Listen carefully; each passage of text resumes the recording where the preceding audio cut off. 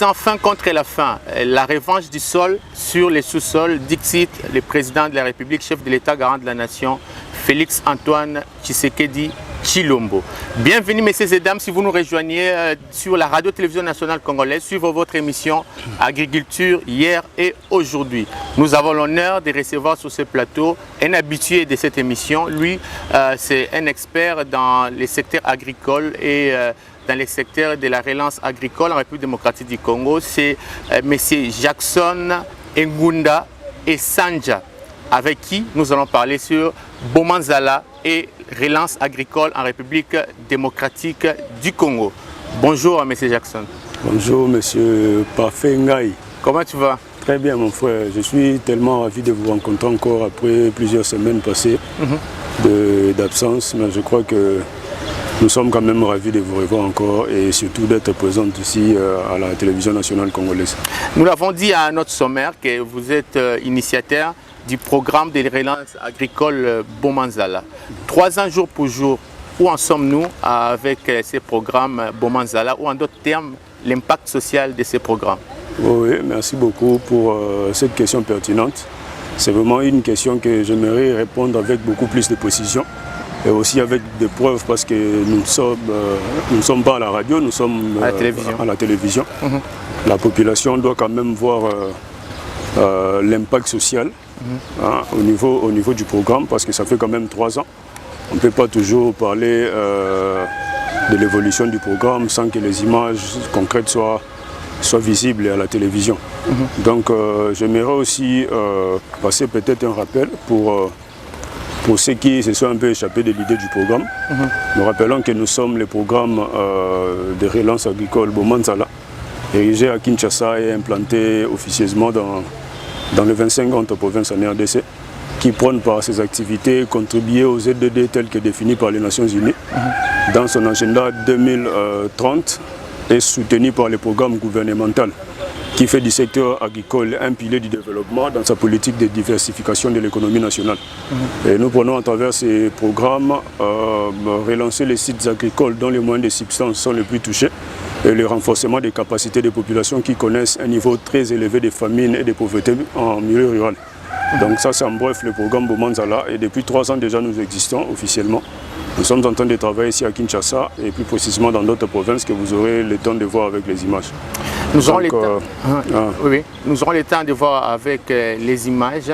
Les programmes Bomanzala, quand on vous a réussi il y a quelques semaines passées, vous nous avez dit, c'était à Kingamoun, si j'ai bonne mémoire, vous nous avez dit les projets ou l'objectif de 2023, c'est de planter 100 tonnes de maïs. Où en sommes-nous avec ces programmes?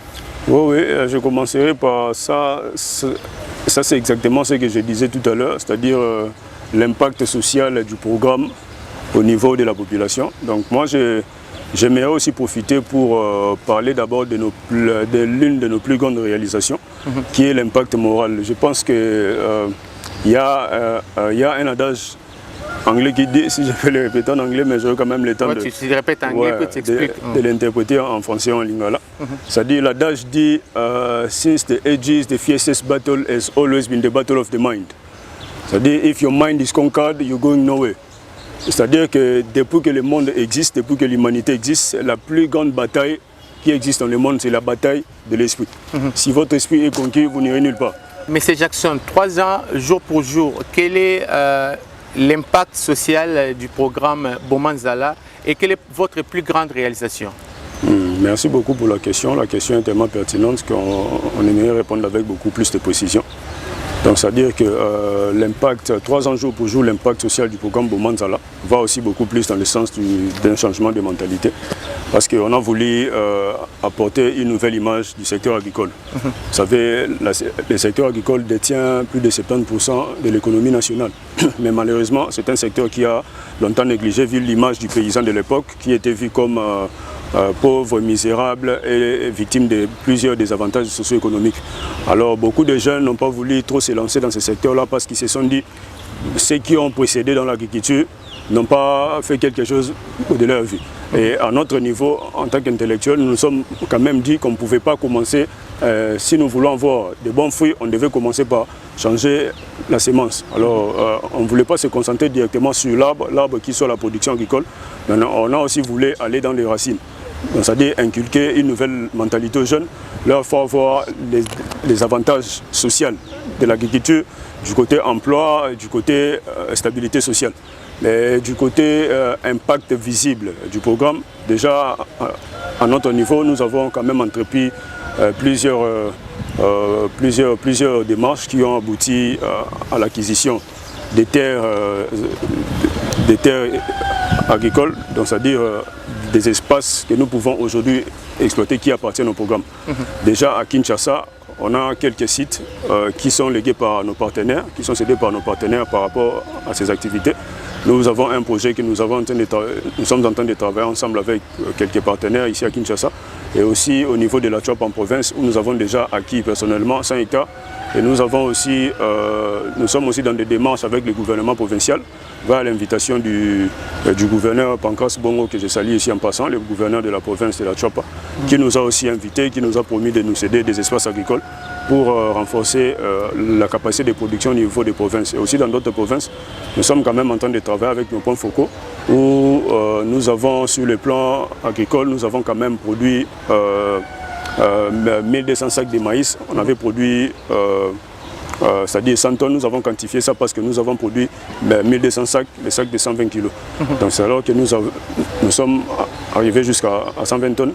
Et nous avons produit 20 tonnes de bananes plantains et aussi de légumes feuilles que nous avons vendus dans différents marchés ici où la RTNC était présente pour voir les activités que nous étions en train de faire.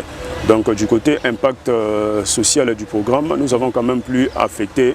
On peut dire l'impact est positif. Oui, l'impact est très positif parce que nous avons quand même pu affecter malgré nos faibles moyens avec différentes activités qui se passent. Quand nous déchargeons peut-être nos produits dans des ports, il y a des porteurs qui sont engagés sur place, qui travaillent. Donc vous savez déjà que quand vous engagez des gens en milieu rural, c'est-à-dire que c'est vraiment un impact social parce que cela affecte directement leur vie et leur stabilité. Alors ces gens ont trouvé l'emploi grâce à la commercialisation de certains de nos produits. Ceux qui sont dans des champs produisent, ils travaillent aussi en collaboration avec le programme Bomanzala et ceux qui sont dans nos bureaux, qui aussi de travailler avec nous. Donc nous savons que d'ici 3 ans, c'est vrai qu'on n'a pas encore atteint nos objectifs proprement dits, mais c'est comme on dit, les petits pas comptent aussi longtemps que nous avançons. Donc nous sommes en train quand même d'avancer petit à petit. Et d'ici jusqu'ici 3 ans, ce qui est visible sur place, c'est que nous avons 2 chambres froides au niveau de Selembao ici à Kinshasa. On a quand même 2 chambres froides, nous avons des motoculteurs, nous avons des outils agricoles comme les arrosoirs, nous avons des semences. Vous avez un tracteur? Oui, nous avons un tracteur de marque John Deere, nous avons quelques motoculteurs, nous avons quelques bêches, nous avons aussi le brouette. Donc c'est-à-dire qu'à notre niveau, avec nos petites activités rentables, nos petites connexions que nous avons d'ici ailleurs, ça rend les programmes économiquement stables et socialement, nous sommes en train d'intégrer et nous réinsérons aussi les jeunes communément appelés des Koulouna, de leur insérer dans la réinsertion sociale. Ouais, dans les programmes. L'objectif Bomanzala 2023 était de produire 100 tonnes de maïs. Où en sommes-nous? Oui, bien sûr, l'objectif, comme nous avons dit, l'objectif c'est de produire 100 tonnes de maïs. Mais cela ne se produira pas en une seule province, on rappelle encore, parce que le programme Bomanzala, d'abord ici à Kinshasa, nous n'avons pas de champs de maïs sur place. Donc quand nous parlons de maïs, c'est-à-dire que nous avons beaucoup plus pensé à l'évacuation de nos productions qui sont dans des provinces. On a plutôt parlé du Kasaï, mais qui entre aujourd'hui en pénurie. Nous sommes beaucoup plus à Ilebo. À Ilebo, c'est où nous prenons nos maïs. Et en Ganda-Djika aussi, dans le Kasaï. Et à Chouapa, nous sommes aussi à Bumba où nous prenons aussi les sacs à Lissala. Donc quand nous avons parlé de 100 tonnes de maïs, 100 tonnes de maïs, c'est-à-dire nous ne sommes pas en train de faire allusion à Kinshasa, parce qu'à Kinshasa on ne produit rien. Et à Kinshasa ici, nous sommes beaucoup plus dans des légumes feuilles, en Djili Boisseri et à Kimwenza. Donc c'est-à-dire que quand nous parlons de mettre sur le marché local 100 tonnes, C'est que nous sommes en train de faire allusion de renforcer nos capacités de production au niveau des provinces que nous avons citées. Alors que jusqu'ici, nous sommes encore dans des démarches, nous sommes en train de faire, vous aurez aussi le temps de visiter certaines de nos activités dans les mois qui viennent. Donc nous sommes en train de négocier aussi avec les propriétaires des transports maritimes, les gens qui peuvent nous aider parce que sur ces tronçons-là, il n'y a que les bateaux qui peuvent fonctionner, ou soit des baleinières. Nous sommes entrés en contact avec plusieurs autorités pour ça. Nous avons écrit, ils nous ont aussi répondu favorablement. Et nous attendons à ce que nous puissions mettre les documents en place pour qu'ensemble nous puissions voir dans la mesure du possible comment commencer à évacuer certaines productions pour la commercialisation ici à Kinshasa dans les différents ports. Pour contacter votre émission Agriculture hier et aujourd'hui, appelez-nous au plus 243 81 688 33 77. Plus 243 81 688 33 77 ou au plus 243 97 793 14 93. Plus 243 97 793 14 93. Là, vous nous aurez, si vous êtes un agriculteur, vous êtes un éleveur, vous êtes quelqu'un qui s'intéresse aux questions agricoles, qui voudrait venir passer son message et faire connaître ce qu'il est en train de faire, contactez-nous à ces deux numéros qu'on vient de citer et vous entrerez en contact avec l'équipe d'Agriculture hier et aujourd'hui et vous pourrez venir pour expliquer et faire connaître ce que vous êtes en train de faire. Monsieur Jackson, le vice-premier ministre de l'économie nationale, son Excellence Vital Kamerhe, a parlé de l'encadrement des paysans, de l'accompagnement des producteurs agricoles, des moniteurs agricoles, de la formation des agriculteurs, de la formation des fermiers. C'était lors du briefing en date du 15 mai 2023 avec son Excellence le ministre Patrick Muyaya Katembwe. C'était ici à Mamangebi à la RTNC. Suivons cet élément et puis on va revenir pour essayer de commenter. Suivons. Nous commençons au mois de juin à préparer la saison A. Donc, à moyen, je dirais même à court et moyen terme et long terme, il faut produire. Il faut produire et il faut créer les conditions pour que les producteurs locaux puissent produire du maïs chez nous, que nous consommons chez nous. Puisqu'il n'y a plus d'études de marché à faire, la demande de maïs au Grand Katanga comme au Grand Kasaï est là. Donc, on peut se passer des études de faisabilité, puisque le maïs, il sera consommé, et pourvu que nous maîtrisions les prix et la qualité. Puisqu'il y a deux choses au niveau du Grand Katanga et du Grand Kasaï. Il y a le maïs qui vient de l'extérieur, c'est-à-dire de l'Afrique du Sud, qui vient de la Zambie, qui vient parfois même de la Tanzanie, mais de très bonne qualité et produite à moindre coût. Donc nous devons faire en sorte que, même si nous abaissons les coûts de production moyens, coûts moyens de production, que nous puissions aussi tenir compte de la qualité. Nous aurons des pôles de production, mais nous allons aussi accompagner les petits fermiers. Nous allons accompagner les petites et moyennes entreprises. Nous allons rendre cette activité attractive et attrayante pour que les gens, puisqu'à la recherche du profit, puissent se lancer là-dedans. Des retours sur notre plateau, M. Jackson, comme on l'a dit, le vice-premier ministre, ministre de l'économie, son Excellence Vital Kamerhe a parlé de l'encadrement des paysans, il a parlé de la formation des fermiers, la formation des agriculteurs, l'accompagnement des producteurs agricoles qui sont sur terrain.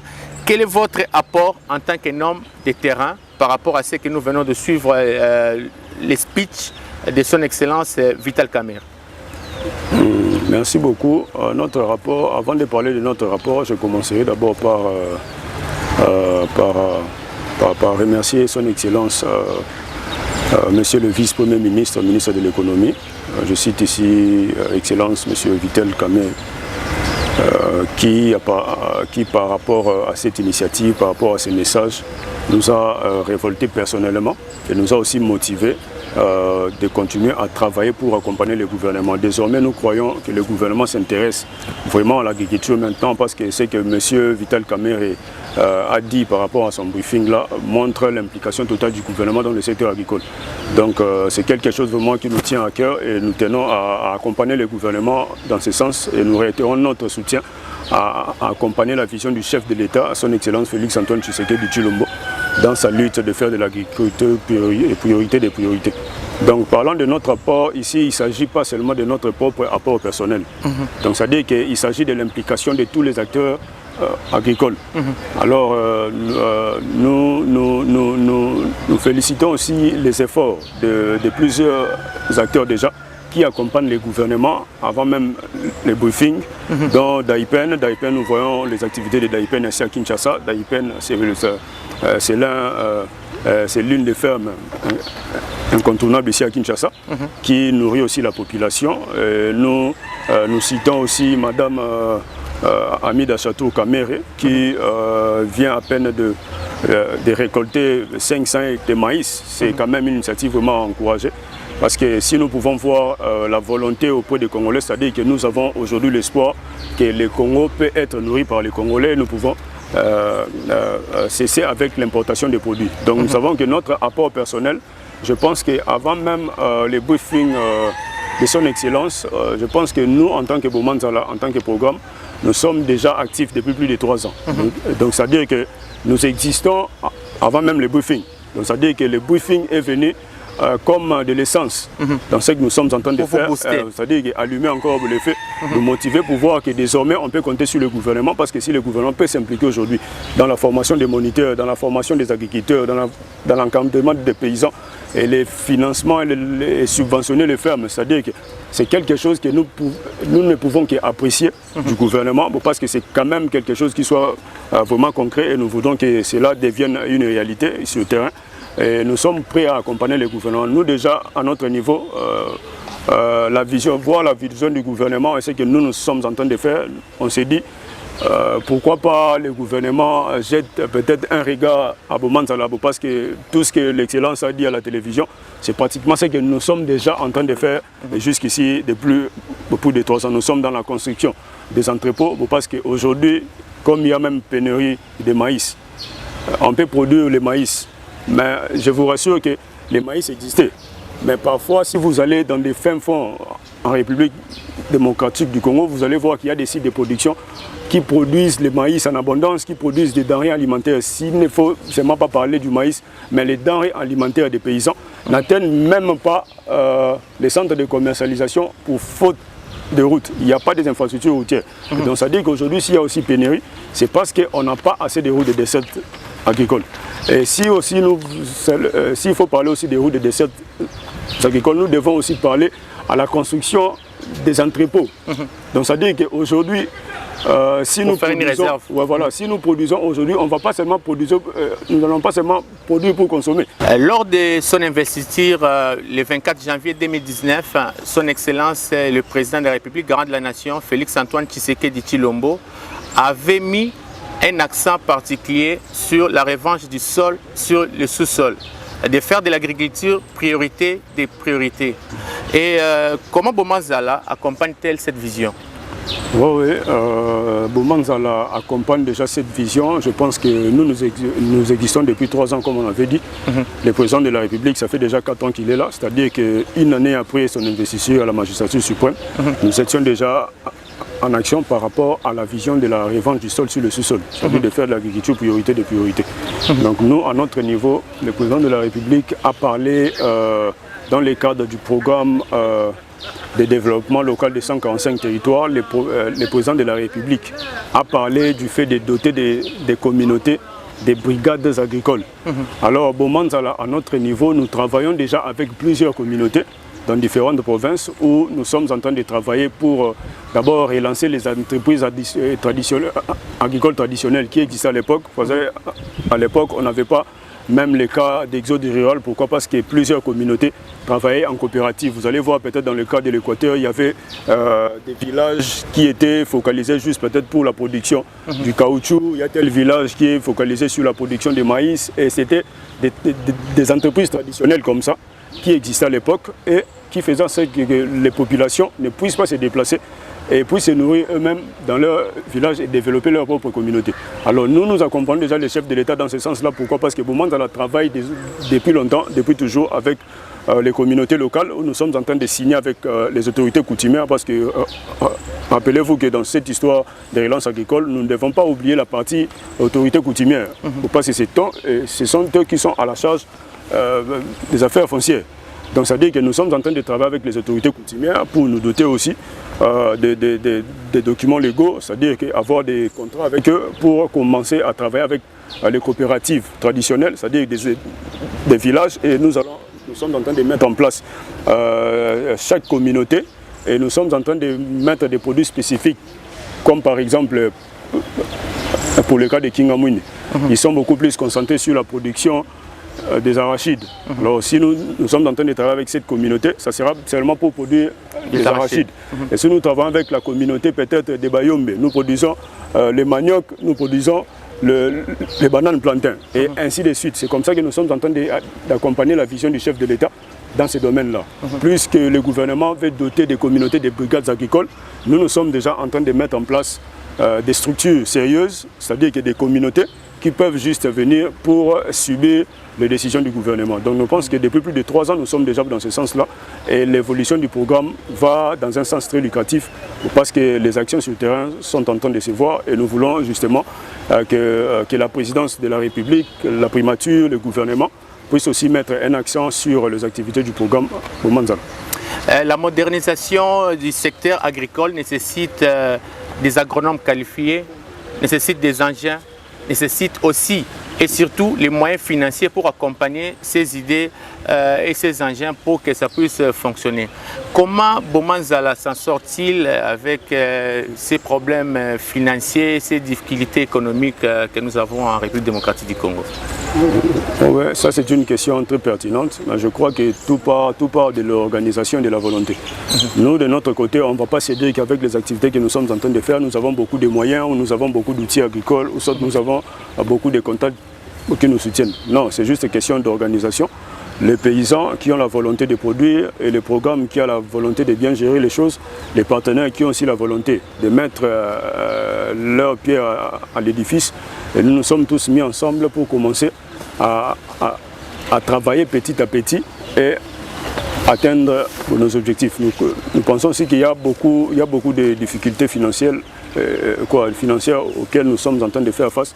Mais qu'à cela ne tienne, nous avons quand même une structure organisée et nous essayons un peu d'aller avec les moyens de bord. Nous travaillons avec les ingénieurs agronomes qualifiés, comme pour le cas de l'ingénieur Justin Mundele, qui est l'ingénieur approprié du programme Bomandala. Il est aussi point focal de la structure Songhai, qui est une grande structure agricole reconnue au niveau du monde au Bénin, qui forme aussi les jeunes dans le secteur agricole. Donc c'est avec cet ingénieur-là que nous sommes en train de réaliser plusieurs activités et nous n'avons pas encore commencé à travailler avec l'association des agronomes du Congo, mais nous sommes déjà en contact avec eux, nous avons vraiment développé des relations très efficaces avec eux et avec le temps, nous allons voir comment est-ce que nous allons nous mettre ensemble pour commencer à travailler. Donc, je pense que pour le développement agricole, nous ne devons pas oublier la partie agronome parce que ce sont les gens qualifiés pour ça. Et les outils agricoles, c'est comme vous avez dit, nous avons quand même quelques petits outils agricoles. Il faut encore vous renforcer. Pas par là pour nous renforcer, mais s'il faut augmenter notre production, s'il faut essayer de quantifier notre production paysanne, donc nous pensons aussi que s'il faut aller de la production de l'agriculture de substances à l'agriculture mécanisée, il nous faut vraiment des engins et nous faisons appel au ministère de l'Agriculture, au ministère des Plans, à la primature aussi, qui sont en train de gérer les programmes de développement local des 145 territoires, d'essayer un peu de voir l'initiative du programme Bomandala et les difficultés que nous sommes en train de traverser en termes des engins aussi, que nous puissions un peu nous mettre ensemble pour essayer un peu de résoudre ces problèmes et augmenter notre production locale. Nous vous félicitons pour tout ce que vous êtes en train de faire. Amis téléspectateurs, vous voyez, il y a des jeunes qui ont une génération consciente en République démocratique du Congo et en Afrique qui sont en train de mettre la main dans la pâte pour essayer d'accompagner le chef de l'État, Félix Antoine Tshisekedi Tshilombo, dans sa vision de la revanche du sol sur les sous-sols. Pour contacter votre émission Agriculture hier et aujourd'hui, appelez-nous au +243 81 688 33 77. plus 243 421 688 33 77 ou au plus 243 97 793 14 93 plus 243 97 793 14 93. Monsieur Jackson, quelles sont vos relations avec le gouvernement ou avec des autorités qui s'intéressent aux questions agricoles ou au secteur de l'agriculture?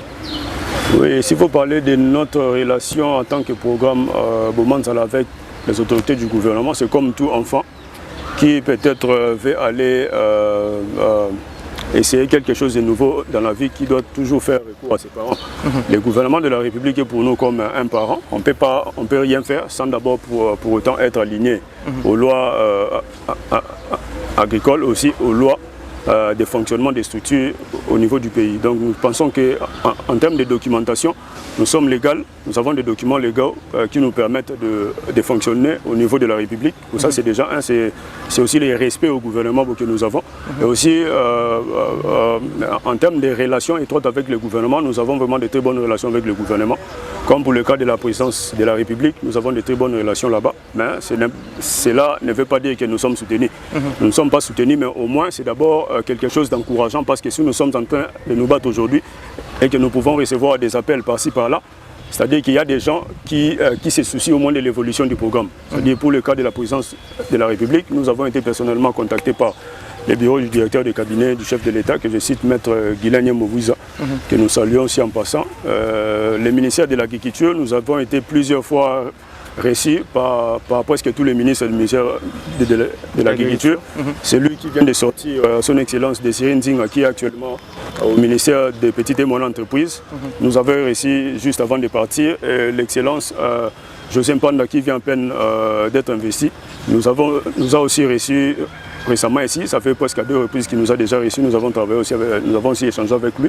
Cela prouve à suffisance l'implication du gouvernement. C'est-à-dire s'il y a des jeunes qui se battent, le gouvernement aussi s'intéresse. Mais en termes de soutien, finance, on n'a pas encore eu ça. Mais seulement, ça promet. Pourquoi? Parce que nous sommes quand même en train de nouer de bonnes relations avec le gouvernement. On a été reçu par le directeur général de l'Agence nationale de développement de l'entrepreneuriat congolais, c'est-à-dire le directeur Ezekiel Bidola de la NADEC.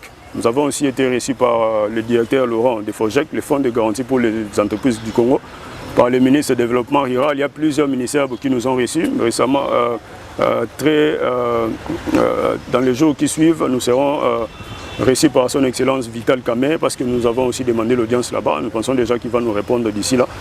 Il va aussi nous recevoir par rapport aux enjeux de l'heure, le ministère des Plans, la primature. Je pense que nous avons vraiment des relations avec le gouvernement, mais pas des relations peut-être qui ont abouti tout de suite, mais ce sont des relations qui vont aboutir tôt ou tard, parce que si nous frappons des portes, il n'y a pas une porte qui se ferme au programme Bomanzala. Donc c'est quelque chose que nous félicitons aussi notre gouvernement pour son implication dans ce que nous sommes en train de faire.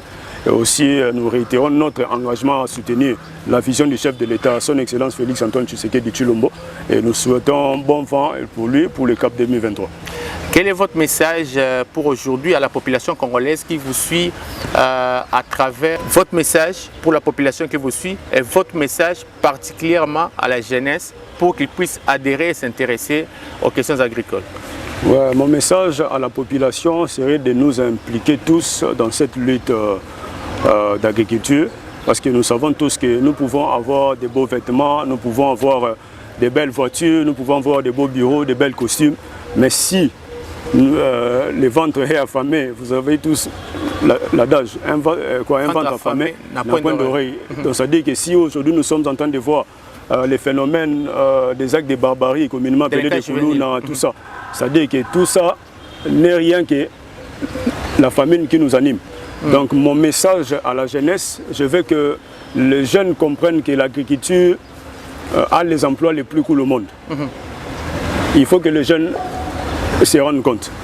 Le secteur alimentaire africain atteindra 1000 milliards de dollars américains d'ici 2030, d'après les experts de la Banque africaine de développement.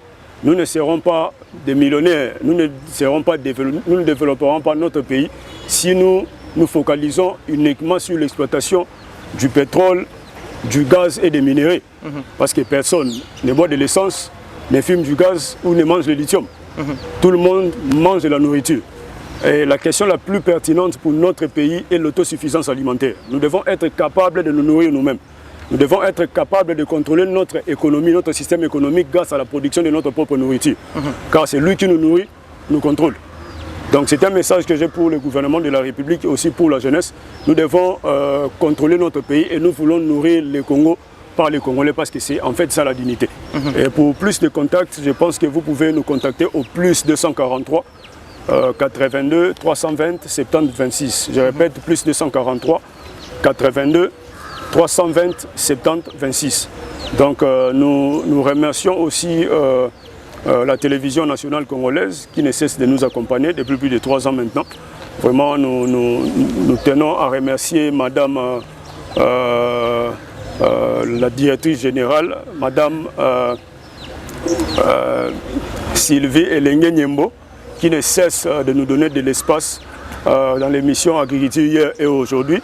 Merci M. Jackson Ngunda et Sanja d'avoir honoré votre émission, notre émission Agriculture hier et aujourd'hui, de vous déplacer et venir participer dans cette émission ici dans la cité de la Voix du Peuple. Nous vous disons encore au nom de toute l'équipe, merci. Merci. Pour contacter votre émission Agriculture hier et aujourd'hui, si vous êtes agriculteur, éleveur, une personne qui s'intéresse aux questions agricoles, un expert dans ces domaines, appelez-nous au plus 243 81 688 33 77. Plus 243 81 688 33 77 ou au plus 243 97 793 14 93. La partie technique a été dirigée par Sylvain Kalonjipanou, full boss, et son assistant réalisateur et reporter Panthère Noire, lui c'est Chico Bipendo, monté de mètre par Émile Bipendo, et aussi ici au microphone à la présentation c'est Parfait Ngai Mondo, la bouche autorisée de l'agro-pastoral en République démocratique du Congo. Nous vous disons merci d'avoir suivi ces programmes Agriculture hier et aujourd'hui. Nous nous retrouvons la semaine prochaine avec un autre invité, car vous servir, c'est notre plaisir. Restez branchés et connectés au programme de la radio-télévision nationale congolaise. Bon week-end chez vous. Ciao.